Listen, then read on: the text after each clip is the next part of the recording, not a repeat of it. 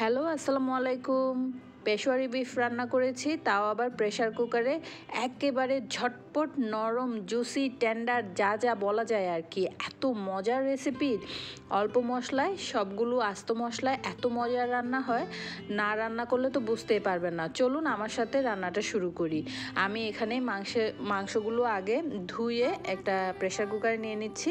খেয়াল রাখতে হবে মাংসের মধ্যে হাড্ডি, তারপর হচ্ছে চর্বি আর সলিড পিস সবগুলো যাতে থাকে আর কি। এখানে অবশ্যই চর্বিও দিতে হবে, হাড়ের মাংসও দিতে হবে, আবার সলিড পিসও দিতে হবে।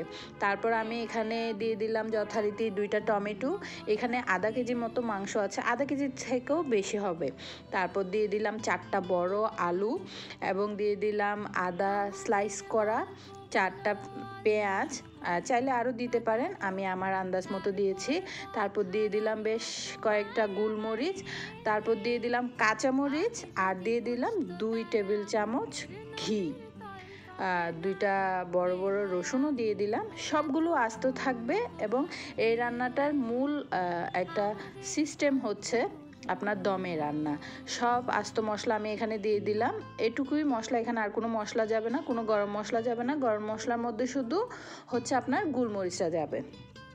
তারপর হচ্ছে আমি কুসুম গরম পানি দিয়ে এবার হচ্ছে প্রেশার কুকারে দিয়ে দিলাম। প্রেশার কুকারে আমি 5টা সিটি দিয়েছি। মাংস রান্না শেষ, একদম পারফেক্ট যেমনটা চেয়েছিলাম। এই রান্নাটা অবশ্য আমার বাসায় আগেও হয়েছে, তখন রানা সাহেব রান্না করেছিল। আজকে আমি নিজে রান্না করলাম, আর আমি যেহেতু নতুন একটা রেসিপি ট্রাই করলাম, তো কেন না আপনাদের সাথেও শেয়ার করি। এত মজা হয়েছে এই মাংসটা, আসলে আমার মনে হয় সবার একবার হলেও ট্রাই করা উচিত আর কি এই রেসিপিটা।